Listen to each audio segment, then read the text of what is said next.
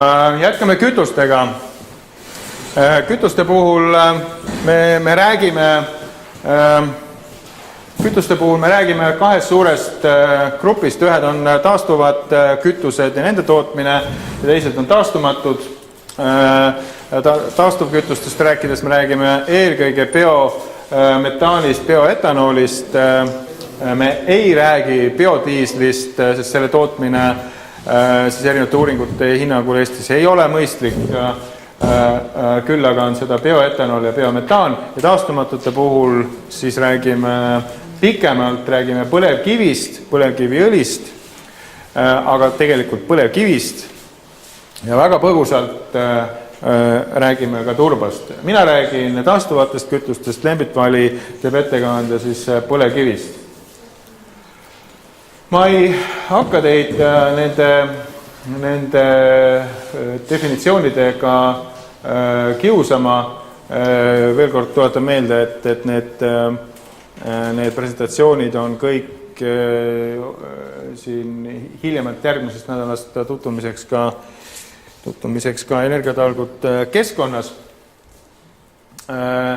Ja jooksen selles mõttes nendest üle. Nii palju võib-olla veel, et kui me räägime kütustest, siis me Eesti kontekstis ei räägi biogaasist, mida kasutatakse siis nii-öelda soojuse ja elektri koostootmisel või soojuse tootmisel.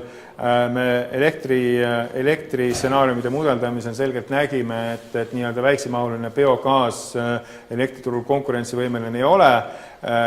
Ja teiseks ka seetõttu, et biometaani või gaasi kasutamine siis transpordis biometaanina on majandusele oluliselt suuremat kasvu või positiivset mõju avaldav kui biogaasi kasutamine elektrisoojuse koostootmisel, siis tegelikult etteruttavalt nende stsenaariumide puhul me räägime Eestis biometaanist, mitte biogaasist.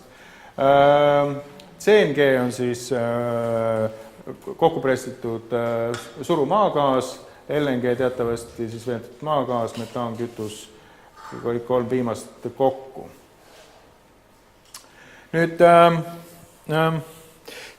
see on jälle see koht, kus see kütuste või siis ütleme biokütuste kasutamine on jälle see koht, kus me oleme natuke ise kõige suuremad pidurid, et tegelikult täna nii-öelda gaaskütuste kasutamine mootorites või mootorikütusena on ju oluliselt odavam kui diisli või bensiini kasutamine juba täna.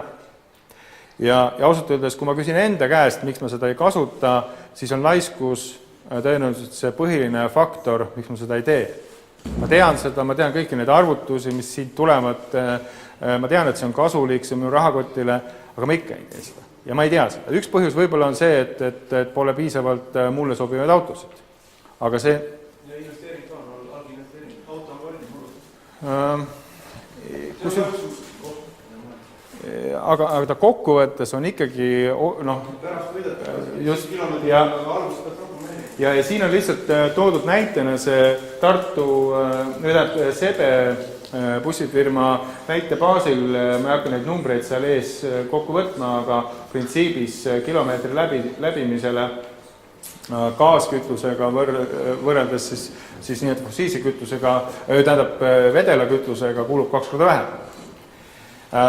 Nõus, investeering, autode valik, seal on neid faktoreid veel, mugavus, miks ma peaksin, mul on lihtsam, tanklaid ei ole igal sammul, compressed natural gas'iga või CNG-ga ma olen nagu väga sõltuvuses nii-öelda sellest kaugusest tanklast ja need on need põhjused on veel. Aga see...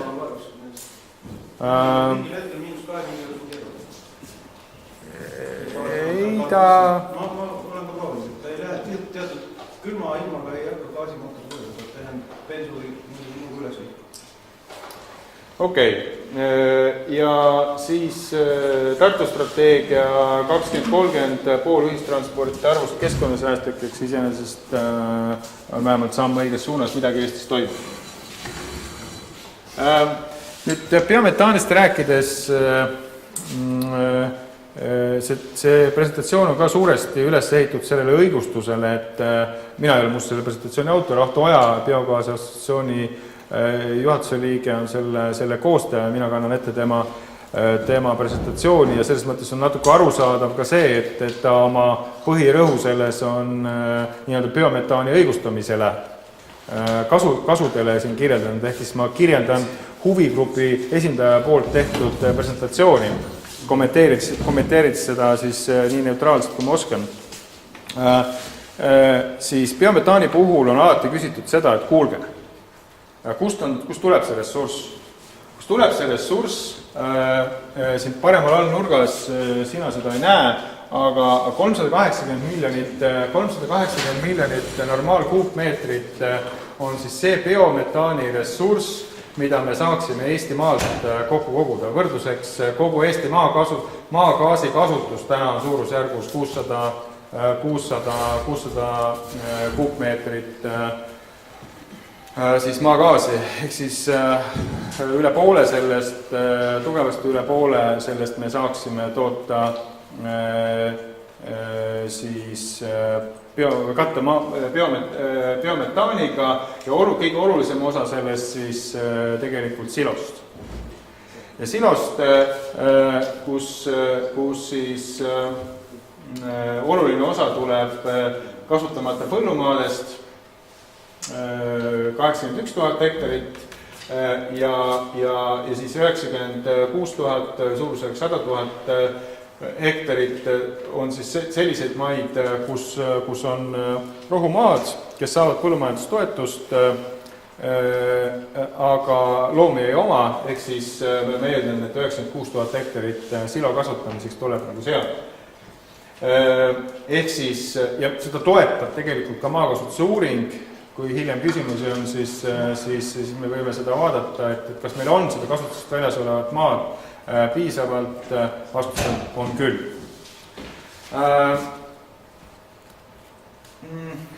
Ehk siis see, millest me selle biometaani kokku saame, 380 miljonit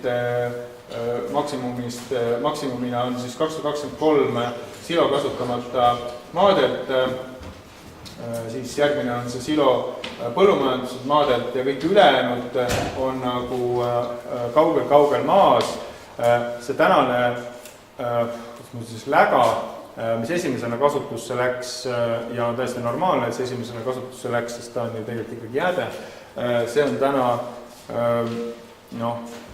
kasutusse läinud, sellest toodetakse sooja ja elektrit, peamiselt mõnes kohas, ühes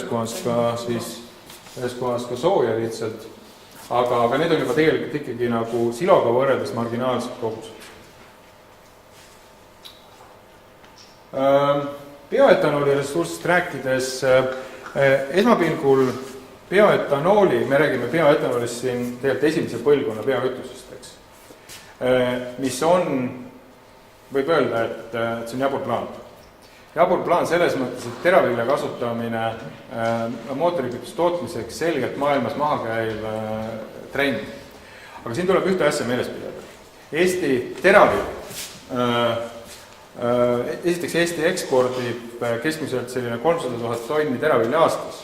Ja suure osa sellest moodustab nii-öelda söödateravili ja eelkõige siis teravili, mis läheb bioetanooli tehastesse.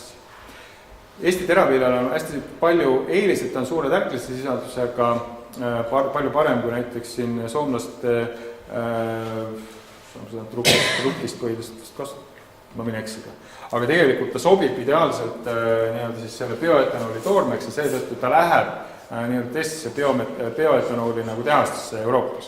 Nüüd, kui mõelda seda, et meil see segamiskohustus varem või hiljem nagu tuleb, ja tegelikult ta tuleb juba nii-öelda majandusministeeriumi määrustega kohe-kohe, siis vedada välja teravilja selleks, et vedada tagasi saa bioetanooli, see oleks nagu jaburus ruudus.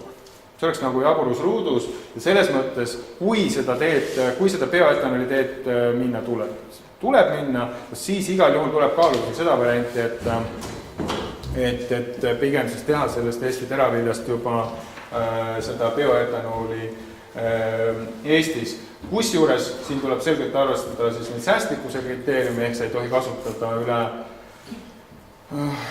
mis ta on siis 30% fossiilseid kütuseid energiapõhiselt siis selle kütuse tootmiseks või 40%, ma võin nüüd eksida, selle sama energiakogusega siis bioetanooli tootmiseks. Ja teiseks, maakasutuse muutus ei tohi olla negatiivne. Eesti puhul see ei ole probleem, sest nagu ma ennast ütlesin, meil on kasutusest väljas olevat maad piisavalt. Ja me ei võta midagi ära nii-öelda toiduteravilja arvelt, päris kindlasti kohe mitte, me võib-olla võtame ära nii-öelda siis söödateravilja arvelt. Ja kui teise põlvkonna tehnoloogia on turuküpsed, siis esimese põlvkonna tehasega on tunduvalt lihtsam minna üle nii-öelda teise põlvkonna tehaseks, kui nii-öelda seda teise põlvkonna tehast, võrreldes sellega, kui seda teise põlvkonna tehast nii-öelda nullist ehitama hakata. Stsenaariumid, mis vaatluse all oli see, et mitte sekku, siis läheb nii, nagu siiamaani on läinud, et biometaani, bioetanooli ei toodeta ja neid importitakse. Vähesekku siis see, et biometaanist võetakse kasutusse 380-st 117 miljonit kui kuupmeetrist rääkida ja rajatakse 100 000 bioetanooli tehas. Teadmistepõhine, ehk siis see maksistsenaarium on see, et aastaks 2050 võetakse kasutusse siis kogu potentsiaal, aastaks 2050 rõhutan, toodetakse 380 miljonit normaalkuupmeetrit ja rajatakse ka siis teine bioetanooli tehas. Sama jutt siis graafikul, no ma ei hakka siin nende numbrite juures pikalt peatuma, põhimõtteliselt see ära selgitada. Nüüd, siin on, sellel pildil on natuke vastus küsimusele, kas transpordisektor peaks olema energiamajanduse strateegias kajastatud. Jah, peab, sest kui me algselt kujutasime endale ette, et nii-öelda Eestis toodetav biometaan või ka bioetanool on võimalik nagu ära kasutada, siis erinevaid transpordistsenaariume nagu kalkuleerides, tehnoloogia muutusi arvestades ja nii edasi, jõudsime üsna pea sinnani, et tegelikult Eestis me ei suuda rohkem kui kolmandikku oma siis nii-öelda potentsiaalselt toodetavast kindlasti ära kasutada või mitte igal juhul üle poole, ehk siis me peame, kui me lähme neid suuremaid stsenaariumeid pidi, siis arvestama ka ekspordi nagu võimalus. Me ei suuda ja ei ole ka pointi, siis tegelikult kõike ise ära tarvita. Ehk siis siin punase ja sinisega on siis vastavalt bioetanooli kodumaine tarbimine, punasega bioetanool, sinisega, alumisega sinisega bioetanooli kodumaine tarbimine ja üleval pool siis tegelikult eksport. Ehk siis bioetanooli eksport suuremas mahus ja biometaani eksport väiksemas mahus LNG. Et hindadest, ma mõtlen, kas hiljem tuleb või ei tule. Et siin, mis meil selle arvutu siin tegi nüüd siis? Etterutud silo hinnaks on 30 euri tonn, mis on suhteliselt konservatiivne lähenemine, ehk et tegelikult peaks saama odavamalt, aga hea küll see selleks. Et siin on nii-öelda siis biometaan maksiteekaardis, kus siis aastaks 2010 alumisel real siis rohelisega diisel, punasega bensiin ja selle vähenemine aastaks 2050 olulises mahus ja biometaan vähem bioetanoolist tulevad asemele. Ja parempoolses siis biometaan vähesekkuvas teekaardis sisuliselt jäävad ruulima ikkagi diisel ja bensiin.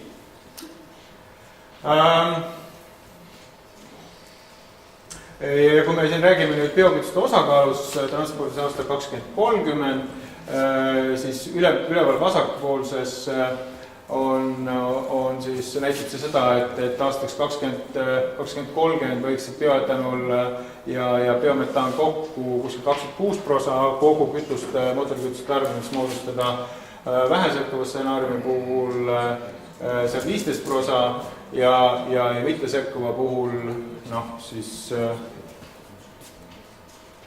see on suhteliselt miinusmärgiga, ma ei teagi, miks see miinus.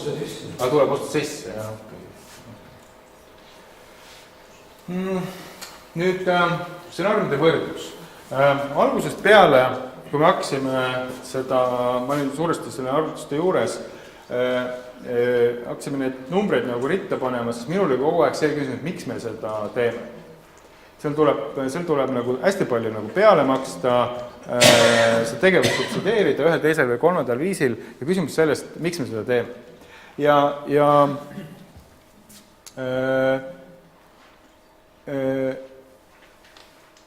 ma võtan korra järgmise, see räägib sellest nii-öelda biometaani positiivsest mõjudest. Ja tegelikult me hakkasime ritta panema siis neid erinevaid positiivseid mõjusid, mis see nagu ühiskonnas nagu tekitab ja me jõudsime siin nagu väga suurte numbriteni, ehk siis kui me 100% aastaks 2050 nii-öelda realiseerime see biometaani kasutuspotentsiaali, siis siin me jõudsime numbrini, et see on üle 200 miljoni euro nii-öelda positiivset mõju majandusele läbi siis nende nii-öelda välismõjude. Tõsi, seal on see aktsiis hästi olulise rolliga, kui me selle mõju arvesse ei võta, siis üle 170 miljoni nii-öelda siis selle maksistsenaariumi puhul aastal 2050 võiksime nagu siis neid välismõjudest hüvesid saada. Ma ütlen kohe etteruttavalt ära, et enamus nendest välismõjudest ei ole kajastatud majandusmõjude mudelist, sest nii-öelda SKP arvutustesse väga paljud nendest, neid ei ole võimalik sisse konverteerida. Et väga paljud nendest, ma mõtlen korra,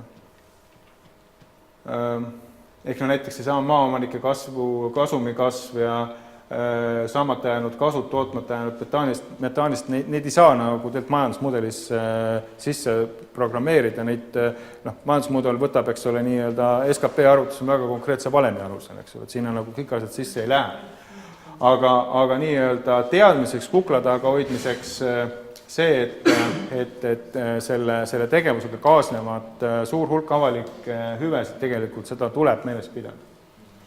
Ja eelmine pilt oli natuke see sama. Biometaani ja maagaasi puhul tuleb silmas pidada seda, et nad ei konkureeriks omavahel, vaid pigem koos konkureeriksid siis vedelkütustega. Seda tuleb silmas pidada eelkõige maksustamisel, ehk et kui siis metaankütusele, siis maagaasile aktsiisi rakendada, siis igal juhul peab vaatama seda, et siis need metaankütused kokkuvõttes jääksid odavamaks vedelkütustest, kuna nad on nii-öelda keskkonnale vähem koormavad, eks. Siin on ka üks vastus kriitikale, et biometaani tootmist, see jääb alatiseks, peab jääma ilma aktsiisita, sel lihtsalt põhjusel, et muidu ta ei ole nii-öelda konkurentsivõimeline, et maagaasi aktsiis, selle rakendamine, täna maagaas transpordikütusena ilma aktsiisita, et maagaasi aktsiisi rakendamine siis tegelikult asendab seda fossiilsete mootorikütuste vähenemisest saamata jäävat aktsiisi teedeehituses. Et seda on nagu kritiseeritud, et kus siis teedeehituseks nagu raha saadakse, aga tegelikult see üks katab teist. Ja tegelikult see on, et see parempoolne pilt näitab seda, et kui siis tegelikult maagaasi hinnale ka aktsiisi sama põhimõtte alusel rakendada, nagu täna vedelkütustele rakendatud, siis see gaasi hind energiaühiku kohta jääb ikkagi bensiini hinnast sama energiaühiku kohta jääb siis sellest odavamaks. Ehk siis tuleb vältida biometaani ja maagaasi omavahelist konkureerimist, pigem tuleb vaadata, et nad jääksid odavamaks võrreldes mootorikütustega. Selleks on kaks varianti. Üks on see, et surumaagaasile transpordis järk-järgult kütuse aktsiisimaksu rakendama, mis on äärmiselt loogiline, sest ta on fossiilkütus ja printsiibis ta on ainuke kütus, mis täna on aktsiisiga maksustamata. Ja kui seda teed minna, siis tegelikult biometaanile eraldi mingit toetust maksta pole vaja, aga siin on hästi oluline meeles pidada, et see eeldab väga pikaajalist riigi commitmenti või lubadust, et seda ei juhtu, eks. Või teine variant, mis on tunduvalt keerulisem maksumaksjatele ka maha müüa, on see, et me siis toetame nii-öelda biometaani müügihinda, ehk siis maksame nii-öelda iga kuupmeetri pealt toetust juurde. Ma bioetanoolist väga palju ei räägi, seal ei ole nagu toetusvajadust nii suurt, aga seal on kaks asja, millest oli juttu, et ennem kui otsustada, kas seda teha või mitte teha, tuleb väga selgelt vaadata seda, et see Eestis toodetav bioetanool vastaks nii-öelda nendele säästlikkuse kriteeriumidele ja selle eeldus on see, et see suur hulk soojust, mida bioetanooli tehastes vaja kasutada on, ei oleks pärit nii-öelda mittetaastuvast allikast, eks ole, muidu ta vastavalt säästlikkuse kriteeriumile ei kvalifitseeru tohiks teda nagu toota. Nüüd ma räägin ette ära ka turba, enne kui ma annan sõna Lembitule siis põlevkivist rääkimiseks. Turba selles mõttes, et turvast praegu ei ole kuidagi stsenaariumides kajastatud, aga see, millega me siin viimase 2-3 kuu jooksul oleme kokku puutunud, on piisavalt oluline selleks, et seda siin teile ette kanda. Et üldiselt on nii, et turbaväljad, hiljuti me saime valmis 2 uuringut, need on ka Energiatalgud lehe peal turbarubriigis üleval, nendega on võimalik tutvuda, ja need uuringute põhijäreldused on need, et turvas, kui ta on kord nii-öelda kasutusse, ühel, teisel või kolmandal viisil kasutusse võetud, põleb ära anyway. Kas sa seda kaevad või ei kaeva, ta emiteerib CO2 anyway. Ehk ta tegelikult, kui sa korra midagi oled teinud, siis ta on pöördumatult nagu kahjustatud.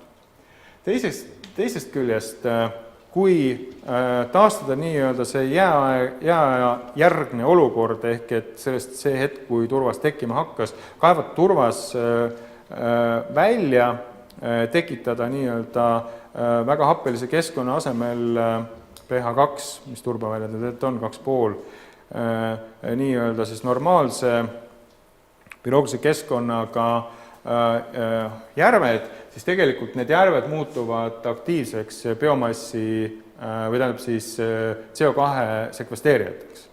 Ja see, me väidame uuringute põhjal siis seda, et see tegelikult on 30 tonni CO2 ekvivalenti hektari kohta aastas.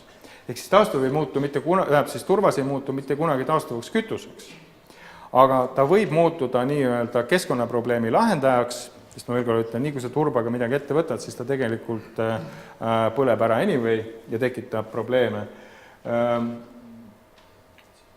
Nüüd see teine. Kuidas? Mis sellise järve tekitamine maksab? Kusjuures see on edasiste uuringute objekt, aga tegelikult tehnoloogiad täna selliseks nii-öelda järve tekitamiseks need ekskavaatorid eksisteerivad, eks ole, et selles mõttes ta ei ole nagu probleem. Ehk siis mul see teine mõte läks meelest ära, et igal juhul ta ei muutu kunagi taastuvaks, aga ta muutub CO2 sekvesteerijaks ja hästi oluline meeles pidada, et me selle turba puhul me ei räägi mingisugusest taskurahast. See ei ole taskuraha. Turba energiatihedus on sama, mis on põlevkivi, siis ruutmeetri kohta, maapinna ruutmeetri kohta. Meil on 40 000 hektarit selliseid maid, mis me oleme ühel, teisel, kolmandal või neljandal viisil tuksi keeranud.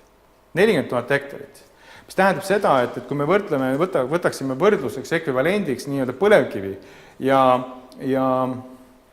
võrdleme siis seda turbaga, siis kui me kaevaksime 15 miljonit tonni põlevkivi, siis selle asemel me saaksime nii-öelda 15 aasta jooksul kasutada turvast täpselt sama süsiniku koguse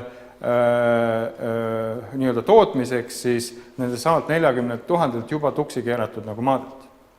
Ehk et siin on hulk ruumi, teadustööks tuleb tšekata, kas see 30 tonni CO2 ekvivalenti hektari kohta on õige või mitte, kas seal on tehnoloogilised ja majanduslikud probleemid ja nii edasi, aga meil on oluline ressurss, mida me täna oleme kasutanud vääriti ja meil on võimalus see kasutusse võtta nagu olulise tooraine. Biodiisel ei ole majanduslikult tasuv.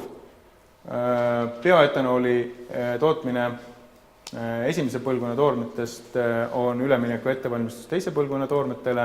Biometaani, maagaasi omavahelist konkureerimist tuleks vältida ja koos peaksid jääma siis 30% soodsamaks vedelkütustest.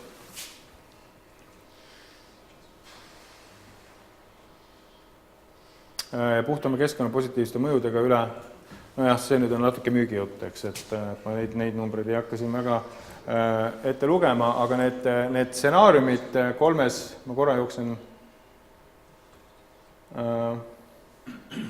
selle pildi juurde tagasi, need 3 stsenaariumit on siis kokku võetud majandusmudelitesse, mida ma kohe pärast Rembitu juttu või kuidas me teeme, kas ma räägin ära? Me teeme koos pärast majandusmudelit. Teeme koos, mul ei ole pikk jutt. Jah, eks siis need on tegelikult siis, need on majandusmõjude hinnanguga nagu võrrendud. Aga vaheta jah, nüüd sellest ära ja pane põlevkivi jutt.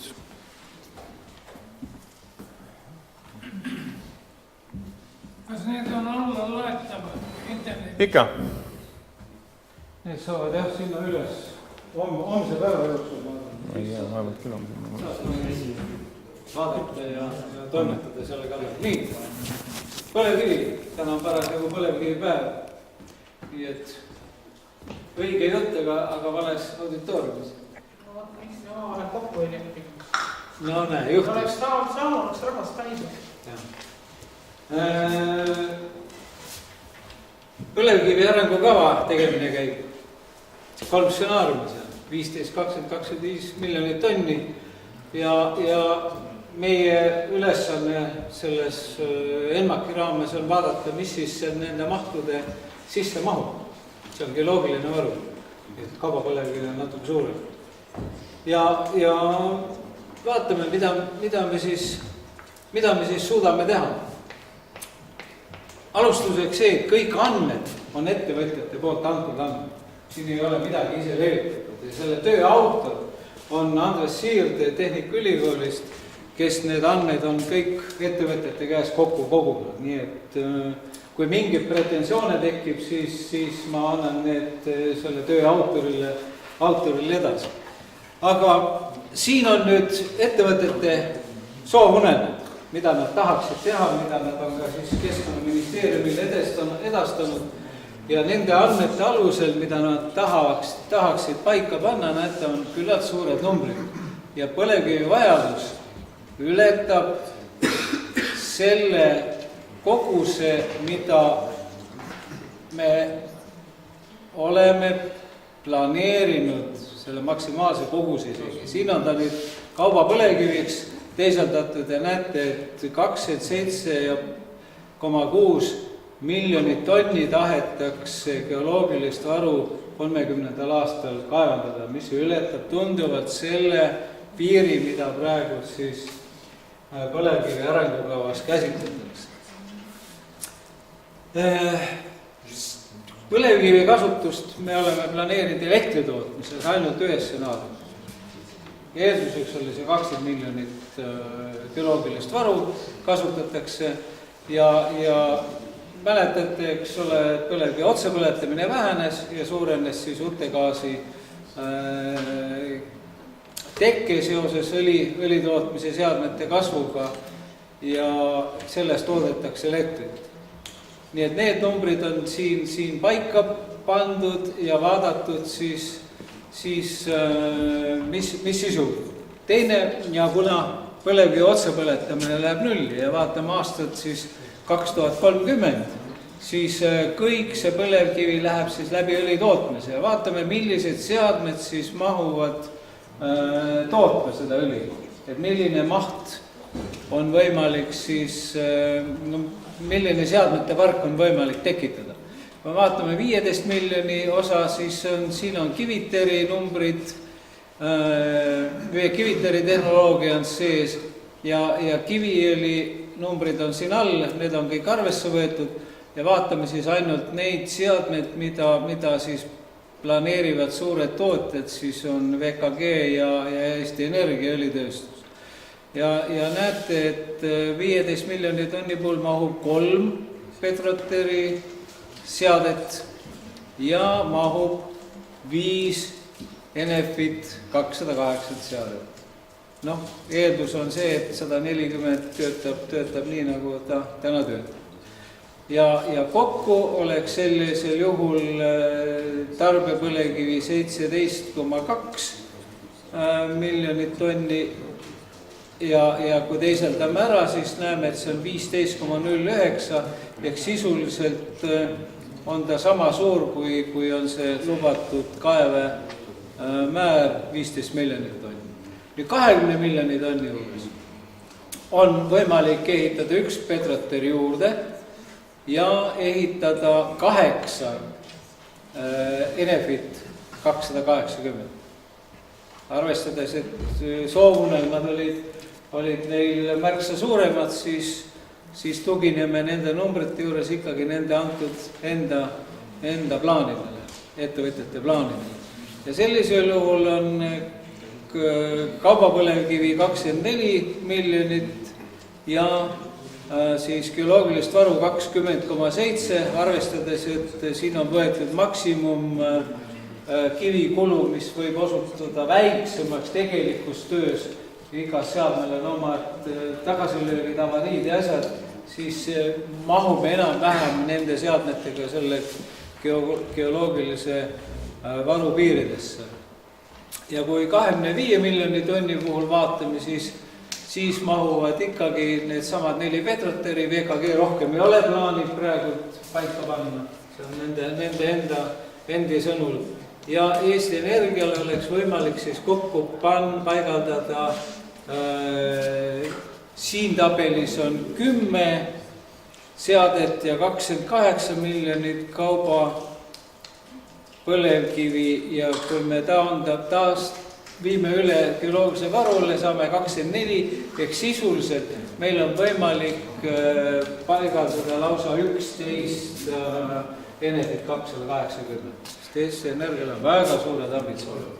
Nii et sisuliselt oleks siis nende 3 põlevkivi stsenaariumi puhul sellised tootmisseadmed õli tootmiseks. Nüüd tegime ühe harjutuse, arvestades, et poliitikute esimene lähendus on see, et põlevkivi ikkagi jätkusuutlikult kasutatakse edasi ja võtsime siis selle liberaalse stsenaariumi, ehk nii nagu täna läheb, ja asendasime siis mudeli poolt valitud kivisöe uuesti põlevkiviga ja panime nende stsenaariumite 15, 20, 25 sisse, nüüd ka selle elektritootmise numbrid ja vaatasime, palju need seadmed siis mahub geoloogilist kivi tarbima õli tootmiseks. Ja näete, et Enefit 280 mahuks siia 3 tükki ja Petroteri 3. Miks neid 3? Sellepärast, et need ehitused on praktiliselt alustatud. Et need tulevad igal juhul. Aga rohkem ei mahu. Sel juhul elektri tootmiseks jääb 4,16. Stsenaariumi vajadus oli suurusjärgus 5 ringis, nii et enam-vähem suudame selle stsenaariumi mahus ka elektrit toota. 20 miljoni puhul on võimalik paigaldada siis 5 Enefiti 280 ja jääb siis elektri tootmiseks selline number üle, ehk enam-vähem need 3 plokki saavad tööd. Ja 25 miljoni tonnil puhul mahub 8 Enefit 280 ja 4 Petroteri, kuna VKG on öelnud, et neil kaugemas tulevikus on plaan ka ikkagi lisaks 1 veel panna, ehk 4 tükki, kuigi Sirde väitel 4. kohta ei ole enam kuhu panna, puht territooriumi pärast, aga see on, eks see on nende probleem, kus nad peab panema.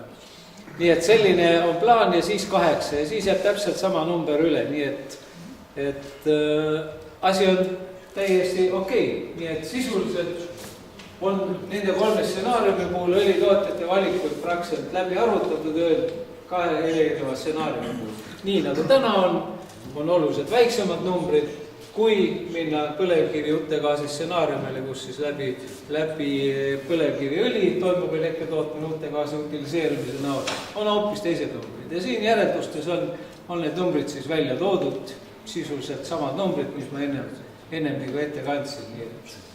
Need mahud iseenesest on fikseeritud seadmete mahud tuhule.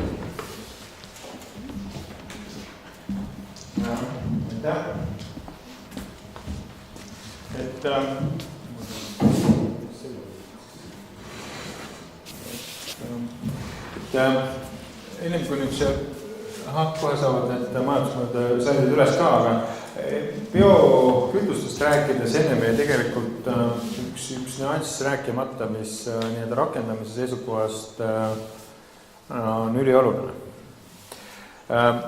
Üldiselt ma olen ise neid äriplaane nagu vaadanud, me oleme neid pool aastat neid vaielnud ja ma suhteliselt konservatiivse inimesena, majandusinimesena ütleks, et tasub teha. Kui need eeldused paika peavad ja oluline eeldus seal on siis see silo hind, 30 euri tonn on ta praegu numbrites sees, peaks saama odavamalt, aga tõenäoliselt võib minna nii palju maksma, eks ole. Aga hästi oluline on see, et on kaks asja. Esiteks, et kui me seda teed läheme, biokütuste tootmisega alustamine, siis see ei ole nii, et proovime.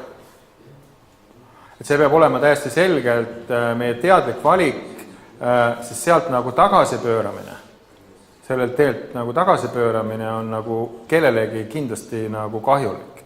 Et riigil on nagu hästi oluline roll siin kindluse andjana, et see on nagu suund, mida teed me lähme, ehitab välja nii-öelda need, aitab välja ehitada nii-öelda seda tankla poolt, eks ole, siis biometaani kasutamiseks, korraldab hankeid, mis eelistaksid siis seda kohalikku kütust ja nii edasi. Et aga riigil on siin nagu hästi oluline roll. Ja teine asi, mida tuleb silmast pidada, on see, et see seob väga erinevaid osapooli. See seob farmereid, põllumehi, see seob kütustootjaid niikuinii, kütusemüüjaid, automüüjaid ja riiki läbi maksunduse. Et selle konsortsiumi nagu kokkupanemine, see ei ole nagu lihtsalt nagu mingisuguse ettevõtte käimalükkamine, see on tööstusharu käimalükkamine ja selle kokkuvedamine see ei ole lihtsalt nii, see on väga konkreetne suur väljakutse. Aga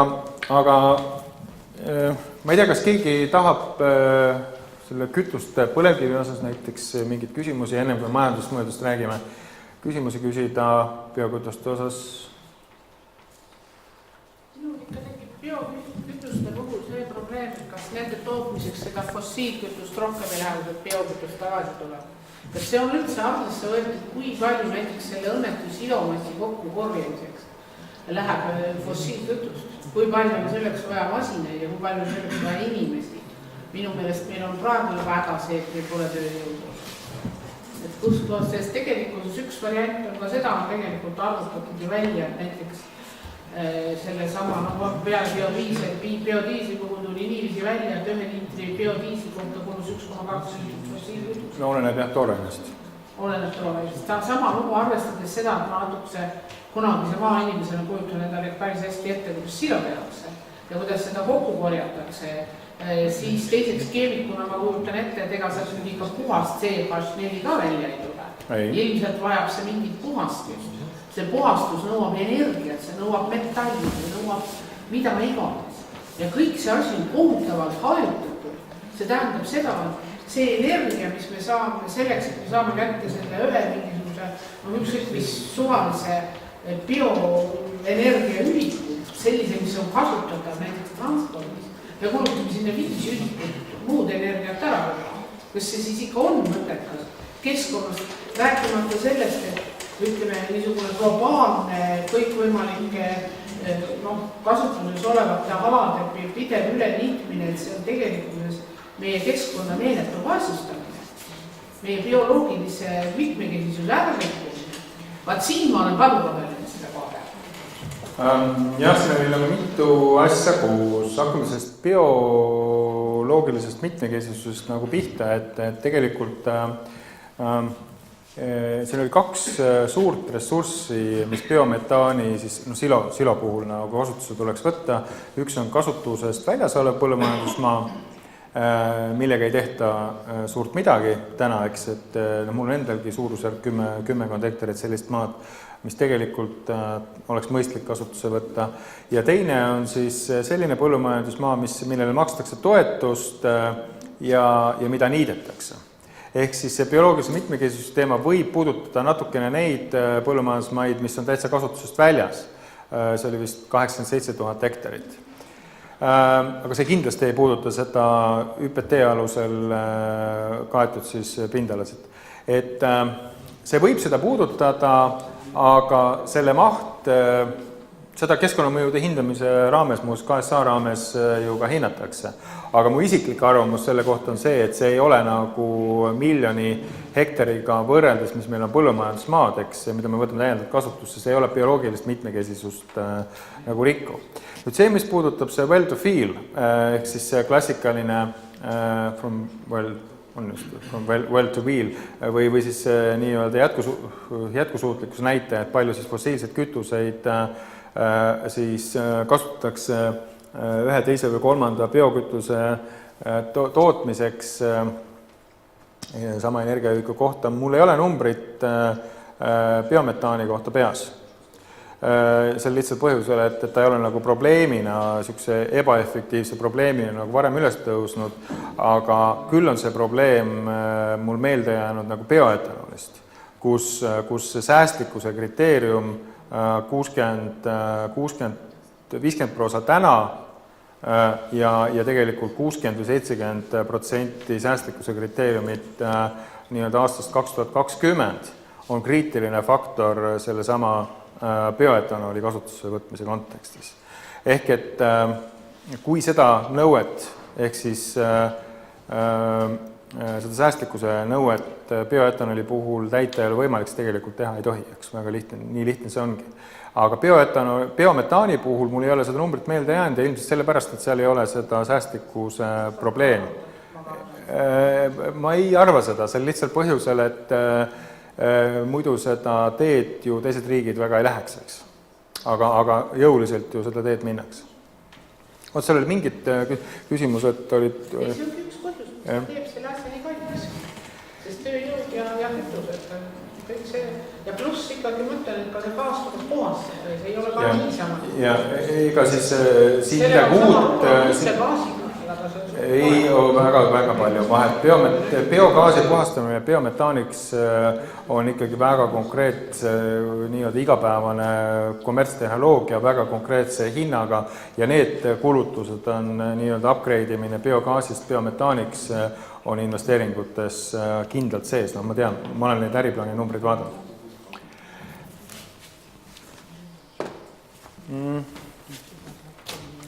Aga vaatame seda, kas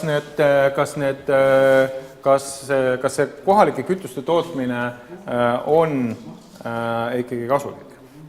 Ehk siis kõigepealt võtame biokütustes, hiljem siis põlevkivi.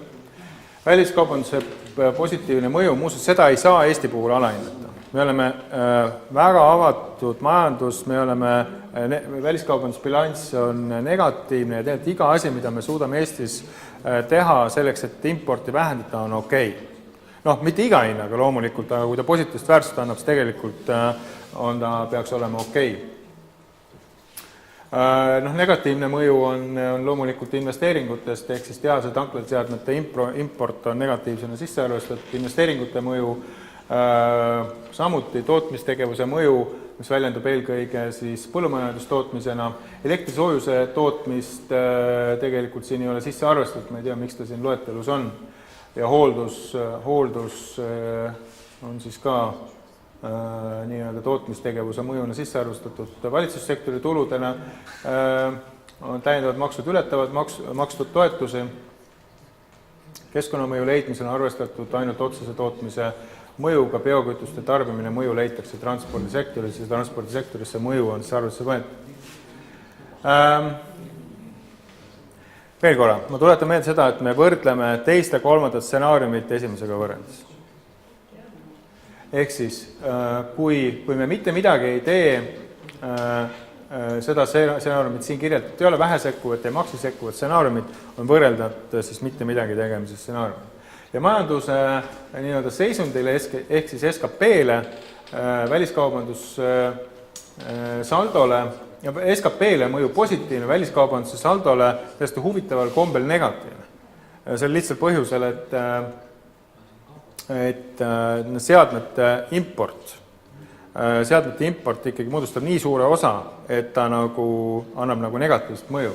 Et see oli teatud mõttes ületama, aga nii-öelda kokkuvõttena ikkagi tööviljakuse SKP näitajad eriti arvestades on see mõju ikkagi positiivne.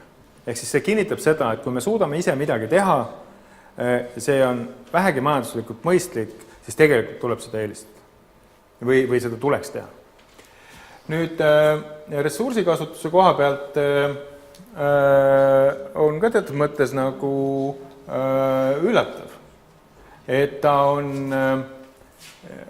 on negatiivse mõjuga.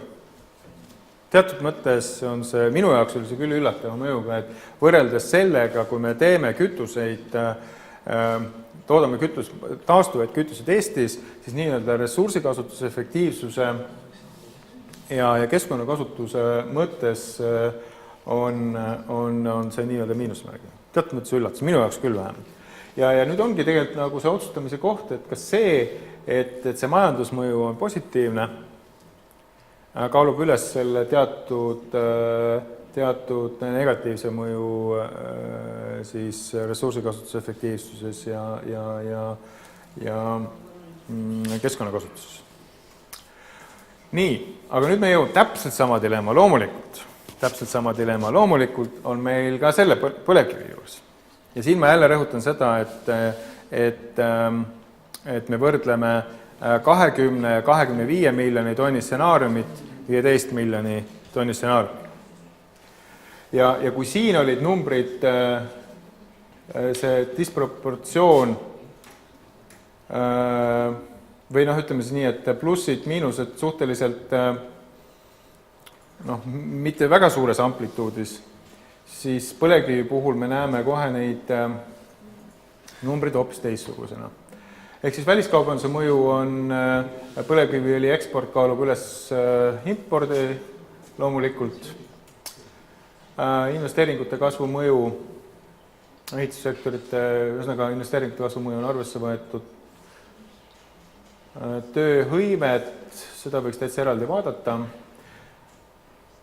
numbrina. Toetusi ei maksta, eks. Ressursikasutuses põhiliselt negatiivsed suurused on primaarenergia kasutuse, fossiilsete kütuste tarbimise muutumine. Ma korra lähen tagasi see kütuste juurde ja näitan neid tööhõive numbreid. Ehk siis vähesekkuva puhul võrreldes selle mitte midagi tegemisega on siin 4000 töökohta suurusjärgus ja siis selle maksi stsenaariumi juures tegelikult juba päris märkimisväärsed töönumbrid, ehk et see tegelikult teisest küljest on ka probleem, et kus see siis see tööjõud siis tegelikult võtta. Teisest küljest loomulikult, kui midagi kuskilt ära kukub mingi sektor majanduses, siis loomulikult on see ka teistpidi jälle nii-öelda pakkumine turule.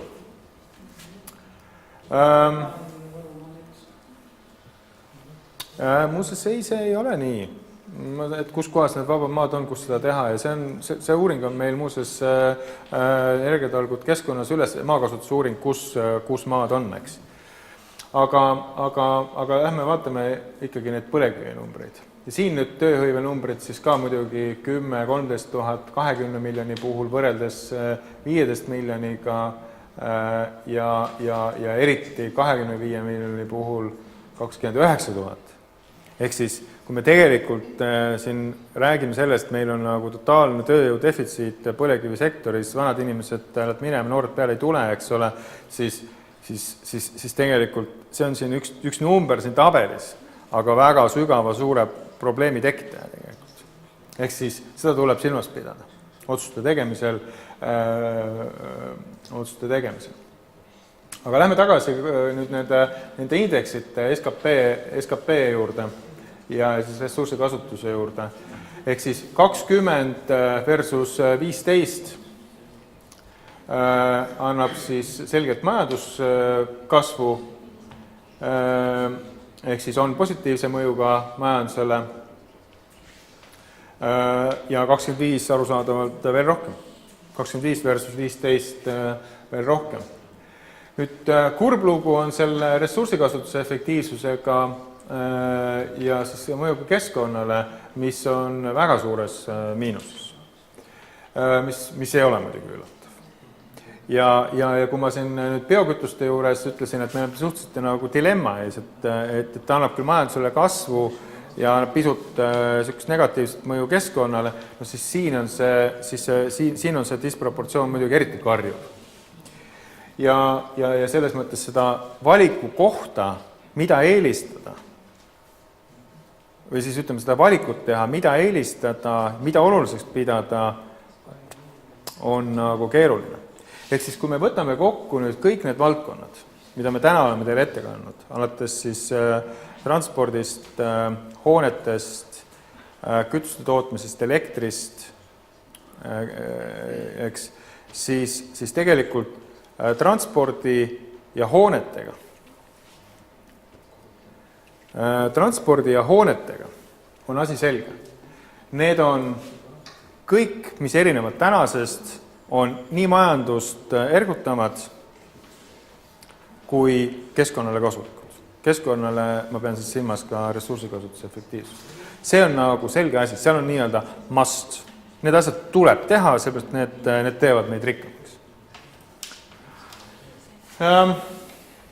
Siis elektri puhul see enam, missugune see oli?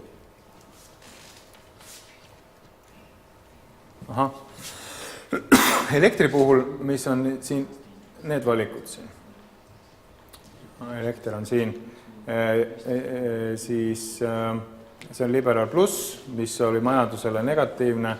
Elekter 3 on see taastuvenergia, elekter 4 on see paduroheline, siis see oli see põlevkivi stsenaarium.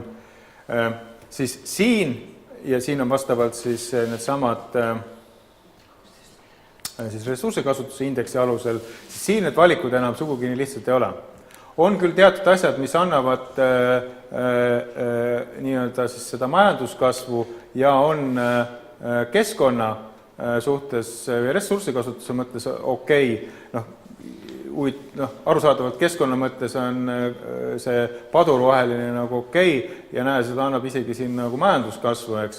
Aga näiteks see sama taastuvenergia stsenaarium keskkonna ressursikasutuse mõttes on nagu niisugune neutraalne või isegi väikest, ma ootan, ta annab vist natukene nagu väikest miinust siin, oli vist jah, ja on nagu niisuguse mõõduka plussiga, põlevkivi samas on kõige suurema plussiga põlevkivi elekter, aga ka ikka päris märkimisväärse miinusena. Ja tegelikult, mida siis valida? See on nagu, isegi kui mul oleks, te ennem küsisite, mida valiksite, siis ma ütlesin, et ma ei vasta, seepärast ma ei tohi vastata, eks ole, aga ega tegelikult see ei ole üldse lihtne. Ja kui me alustasime seda tööd, siis me mõtlesime, et kui me arutame välja selle nii-öelda tegevuse, otsustuse ja selle mõju majandusele, et kui me arutame selle välja, siis on kõik nagu lahendatud. Et siis me teame, mis juhtub. Siis tegelikult see ongi, me teame, mis juhtub ühe, teise või kolmanda otsustuse puhul. Aga kas see muutis meie ülesande lihtsamaks? Kurat seda teab. Ma ei oska öelda, ütleme, hoonete ja transpordi puhul on asi selge, sellega on nagu kratt, eks.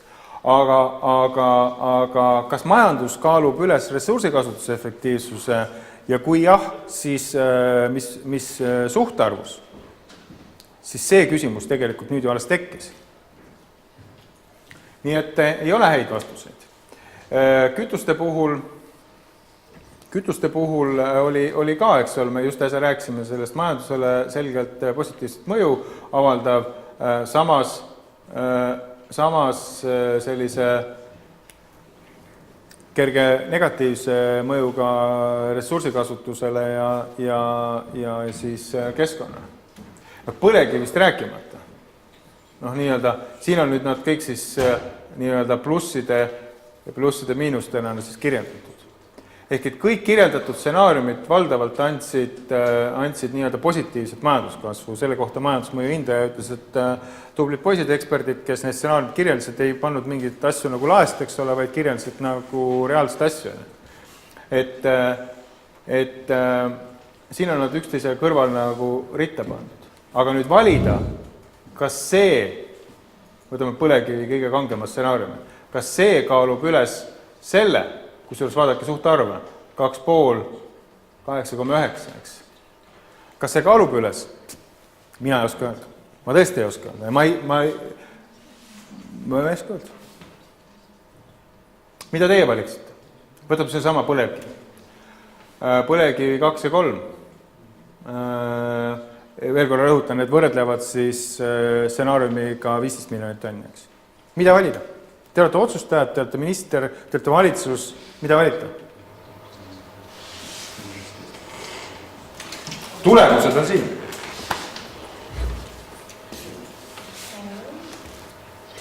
Põlevkivi 2 vähemalt, kui mitte 3. Sellele oponendi vastus on see, et me saame ühe ühiku majanduskasvu kasutades 3 ühikut keskkond. Esiteks ei ole ma väga kindel selles, kui täpselt ja mismoodi on hinnatud ikkagi selle põlevkivi väga suur kahjulikkus versus kõigi nende teiste keskkonnakahjudega. Nii et antud juhtumil, muidugi teisest küljest väga naljaks oleks ka, kui ma põlevkivi inimesena ütleksin, et teate ärge põlevkivi kasutage. Aga selles suhtes, et ütleme, põlevkivi 2 oleks minu mõelest täiesti mõistlik stsenaarium selle pärast, et praegusel hetkel nagu ei paista seda looduskatastroofi siin Ida-Virumaal kuskil. Ja teine asi on see, et antud juhtul me ikkagi ütleme niiviisi, et minul on igal juhul tundub, et kõik see küsimus põhiliselt taandub, ma kardan siiski CO2 peale. Ja küsimus selle kohta, et mis ja kust ja kuidas me oleme jätnud ilmselt arvestamata ka selle, et kuidas muutuvad kaevandustehnoloogiad. See tähendab, et maakuvahid muutuvad väiksemad. Kui asjad lähevad tagasitäitmisele, siis ei teki mingeid navatusi, siis ütleme, lähevad kasutusele ka need jäägid uuesti kõik. Nii et siin antud juhtumil mina ütleksin niimoodi, et põlevkivi tootmise kahjud on ilmselgelt üle hinnatud. Ja seetõttu, teades võib-olla asju natuke lähemalt ja nende igasuguste biogaaside ja muude asjade kulud ja kahjud on alahinnatud. Sellepärast, et seal on need tootmisprotsessid ükskõik, mis me võtame selle gaasi puhastamise. Okei, me saame metaani kätte, aga mis selle ülejäänud jätta tehakse, kuhu see pannakse. Kõik need käärtusjäägid, kõik probleemsed asjad. Ei ole nii lihtne, kui see peab. Tigestat läheb põllule otsa. Aga ma tahan öelda ühte asja. Ma olen 4 aastat ajanud põlevkivi õlitehase projekti. Ma olen vaadanud läbi biometaani, bioetanooli projektid. Hariduselt olen ma ehitusinsener ja majandusinsener. Ühtegi nendest numbritest, mis siin nendes majandusmõjudes, keskkonnamõjudes on hinnatud, ma ei nõustu sellega, et see on valed numbrid. Ma tean, ma võin vaielda ükspuha kellega, ükspuha mis valdkonnas energeetikas, mis täna olid nii-öelda seinad. Ükspuha mis valdkonnas, seal ei ole valest numbrid, seal on õiged numbrid. Meil on keerulised valikud. Ja olulised on lihtsalt need rõhuasetused, mida me nagu oluliseks peame. Ehk siis põlevkivi puhul, mida ma täna ei rääkinud.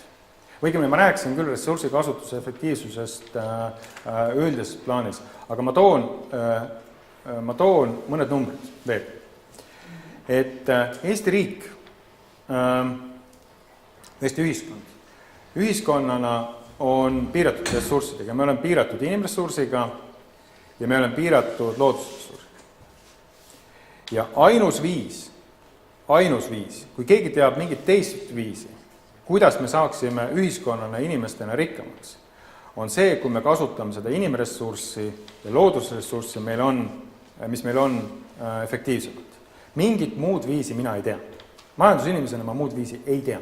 Kui teate, öelge mulle ka, oleks tore. Ja selles mõttes seesama 1,6 eurot ühe loodusvara kilogrammi kohta Euroopa Liidu keskmisena, meil 0,4, ja nüüd ma ütlen ühe numbri, mis tõenäoliselt šokeerib teid, põlevkivi tänane maksimaalne väärtusahel, ütleme juhul, kui toota sellest maksimaalse hinnaga nagu õli ja sellest uttegaasest elektrit, mis tekib, on 0,06 eurot ühe loodusvara kilogrammi. 0,06, 0,4 ja 1,6. Ehk mul ei ole põlevkivi kui ressursi kasutamise vastu mitte midagi. See on okei. See on meie rikkus. Aga me kasutame seda nii-öelda väärtusahela kõige alumises otsas kõige ebamõistlikult. Ja tegelikult põlevkivi puhul, mida me peame tegema, on see, et me peame selgitama selle võimalused nii-öelda väärtuspüramiidi ülevalt otsast väärtustada. Sellega ma olen täiestinud. Jah. Siin ma ei üldse. No siis... Sest minul on see ka ei meeldi taastada otse.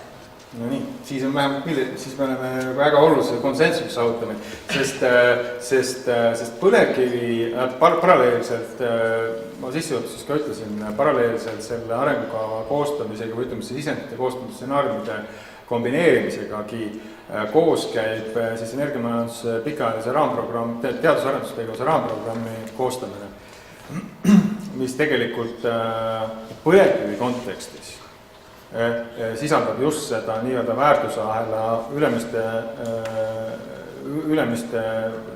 väärtusahela ülemise otsa võimaluste selgisamist. See on täiesti selge, et me peame selle selgeks tegema ja mingit sükest, et hurraa maa alla kaevame ja ükspuha, mis sellest nagu väärtust tuleb, see ei ole nagu õigustatud käitumine.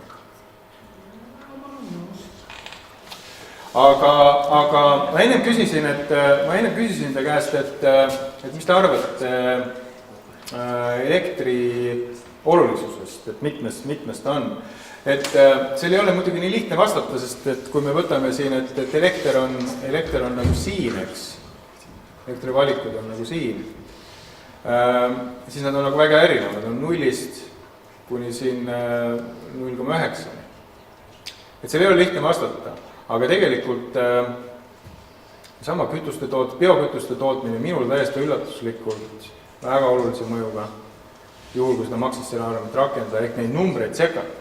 Ma olen nõus sellest, tuleb kontrollida, see tuleb laiapõhjaliselt nii-öelda kontrollida ja kui seda teed minna, siis tegelikult tuleb 9 korda enne mõõta, kui seda teed minna, sest sel teelt tegelikult pärast tagasi tulla on nagu kõigile kahju. Transport oma miljarditega nii-öelda sama asja ajamisel, miljarditega siis säästupotentsiaaliga sama asja ajamisel. Minu meelest teema number 1 Eesti jaoks üldse. Kui me ikka saame nagu 5 miljardit 15 aastaga meie isiklikku, meie oma raha täpselt sama asja ajamisel kokku hoida, miks me seda ei tee? Hooned ei ole nii suure nii-öelda majanduskasvu allikad, aga nad on mõlemad pidi kasulikud nii majandusele kui ka keskkonnale, ehk et siis need hooned, transpordiasjad tuleks teha igal. Kütustega, meil juba räägitud, tuleb tsekata, tundub väga ahvatlev. Elektriga printsiibis, nagu ma ütlesin, hinnas vahet pole. Julgeolek ja varustuskindlus enam-vähem sama kõigi puhul, mida eelistada, kas majanduskasvu või siis keskkonnakasvu. Elektrivõrkudel vaatamata nii-öelda, nagu me ennest rääkisime, nii-öelda tarbijale mõju on hästi suur, tarbija rahakotile, samas majandusele tervikuna mõju praktiliselt puudub. Ja põlevkivi oma selle dilemmaga, kas majandus keskkonnaarvelt on okei või mitte, tegelikult on väga suur küsimus. Nii et mul on jube hea see tegevus nii-öelda edasiseks otsustustegevuseks MKM-ile ja valitsusele üle anda, sest valikud on keeruliseks, mina seda valida ei oskaks. Kui oskaks küll, kui ma oleks nii-öelda selle ressursi omanik, aga nii-öelda kogu Eesti rahva eest tiba keeruline. Et ei ole lihtsalt valikud. Aga me vähemalt teame, mis on nende erinevate valikute taga. Kui palju nad toovad majanduskasvu ja meie majanduskasvu ja siis nii-öelda ressursikasutuse efektiivsus. Kas on arvamusi, küsimusi? Me oleme programmi nii-öelda lõpetanud.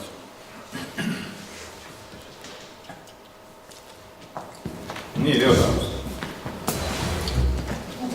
Programmi tuli kõne. Ja. Meie valmistame ette bioenergiaühist. Ja nüüd on see vaieldav ja mõneti vastusõndlusega probleem, millisele hinnaga me võime oma toodetud energia piirkonnas maha müüa.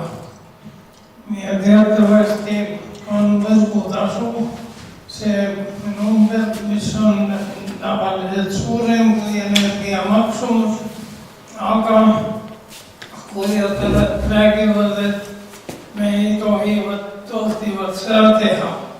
Aga samal ajal teised riigid väga propageerivad ja sealhulgas minu teada on see võrgutasu kas päris olematu või miinimum. Meie kinnitingimustes tuleb koos tootjajaama ja kohaliku selle trahu vahet mõnisada meetrit. Aga see võrgutasu üldine printsiip on tuhandete kilomeetrite kaupa rekendatud ja kunagi paar kuud tagasi, 27. novembril ma tõstsin sama küsimuse üles ja püüti tõrkuda, et jätta see teema sinna paika. Sest see on riigi asi. Aga mis teie ettepanek on, härra Sorusta? Mis ettepanek teete meile? No, ettepanek on nüüd härra Sünt mõni kuu tagasi ütles, et me peame kas võrgu ära ostma või ehitama uue liini. See on muidugi jaburdus, aga võib-olla tõesti juba osa meie inimesi ütles, et tõmbame kaabli ja jätame jutu järele. Aga kui me tõesti kaabli ostame ja maha paneme, kas me võime rekendada ilma võrgutasudest? Jah, see on oluline aspekt tegelikult energiastrateegiast, energiaühistuline tootmine, siis tarbijate initsiatiiv elektrisooja tootmisel, aga teete ja selles mõttes see otseliini rajamise küsimus ja ka netmetering printsiibina on olulised teemad, et ma ei üldse vaidlusta seda, et ebaolulised on, aga küsimus tegelikult ei ole mitte sellest, et me peaksime lahendama sissejuhatuseks üht, teist või kolmandat konkreetset küsimust. Olles ise, siis mitte persoonina, aga institutsioonina, arengufondina vedamas ees seda energiaühistut liikumist, siis tegelikult üks asi, mis meil on vaja kogu ühiskonnale selgeks teha ja mis meil on hetkel nii-öelda lähteülesande koostamise raames on see, või faasis on see, et milline on nende energiaühistut tegelikult sotsiaalmajanduslik mõju laiem. Ja enne kui meil seda selget vastust ei ole, siis tegelikult me üksikküsimusi lahendama ei peaks. Me peame selle mõju selgeks tegema ennekõike ja siis ütlema, et teeme seda teist või kolmandat. Ma tean, kõik need probleemid on mulle tuttavad energiaühistute raamest midagi uut. aga me peame sellele nii-öelda ülemalt alla lähenema, mitte üksikküsimustele. Kas on veel mõtteid? Üks teadaanne on veel. Te lubasite selle meiliga saata? Te lubasite mulle selle ettepaneku meili. Aga lubame teistel ka rääkida. No, olles nüüd kohal olnud seda õige näinud, saan soovitada ainult seda, et ma olen ise ka ajal Riigikogu nendes komisjonis, siis et see jääks sinna kuskile veebile, sest oleks vaja see viia maaelukomisjoni, keskkonnakomisjoni ja majanduskomisjoni. Need on miinimum, mis tuleks teha. Lisaks Riigikogu enda ruumi ka. Siis muidugi 4 tundi nad ei kuula, aga võib-olla veerandumised kokku võtta, et igast talast oleks. Ma usun, maaelukomisjon võtaks kohe kinni sellest kütustasidest, majanduskomisjon võtaks soojendist ja transpordist kohe kinni, kuna neid on nii positiivne. Need stsenaariumid, mis on mingit pidi negatiivse otsaga, ma mõtlesin praegu tugevalt, et äkki on võimalik mingi lisaanalüüs teha nende omavahel suhte kohta. Sest kui vaadata praegu põlevkivi 2-3 stsenaariumi, jagatakse 1,5 läbi saab täpselt samasuguse suhtarvu mõlema stsenaariumi. On küll. Et need on täpselt ühesuguse nii-öelda, üks on suurematel radab, teine väiksematel, aga suhe on sarnane. Jaa, aga tegevused on täpselt sarnased tegelikult, nii et see peabki olema lineaarne. Aga Vabariigi Valitsus oleks ka miinimum sinna jõuaks. Sest ise hakkavad igast poliitseid mängida, aga ma näen meelde, mida peaks tegema. Muidugi, ma ühe asja tuletan meelde, et me ei tee seda ju nii-öelda pühast vaimust või omast tahtmist, et me teeme seda Vabariigi Valitsuse ülesandel korraldusel energiamajanduse arenguga koostamise raames ja selles mõttes kogu see materjal ju edastamiseks Vabariigi Valitsusel tegelikult ongi. Aga kuna Eesti Arengufond on tõepoolest moodustatud siis Riigikogu poolt ja meie nii-öelda omanik on Riigikogu, siis kogu see jutt loomulikult ongi plaanis keskkonnakomisjoni, maaelukomisjoni, eks nendes komisjonides, mida sa rääkisid, ka nii-öelda väga ammerlikumalt ette kanda loomulikult. Aga sellest on vähe tegelikult sel lihtsalt põhjusel, et see ettekanne ei vasta küsimusele, et mida eelistada. Jah, aga samas rakenduskava tuleb sama sügisel, et siis tuleb olema nii selge, et nii tõkkama nii asju tegema. Nii, kas on veel? Ei ole. Aga suur tänu osalemast ja kas me saame nüüd äkki tutvuda Kas selle teadaande äkki tohib öelda? No aga öelge, et see teadaanne, et kõik kuuleksid. Eile õhtu saabus minu... Aga teeme lühidalt, öelge, et see ettepanek on aprillikuus osaleda. Osaleda 4. aprillil detsentraalse energiamuutuste seminar. Ja ma julgen selle koondi saata homme Siitamile ja kutse teile kõikide, kellel võimalus lähme osaleme sellel suurel foorumil, mille korraldaja on Saksamaa taastuvenergia agentuur ja saame vastuse. Aga praegu jookseb meie finantseerimise ettevalmistuse periood ja me räägime üht mööda. Kaasardatud see, et väga erinevad üritusi on ja meie asjaosalised ei tea.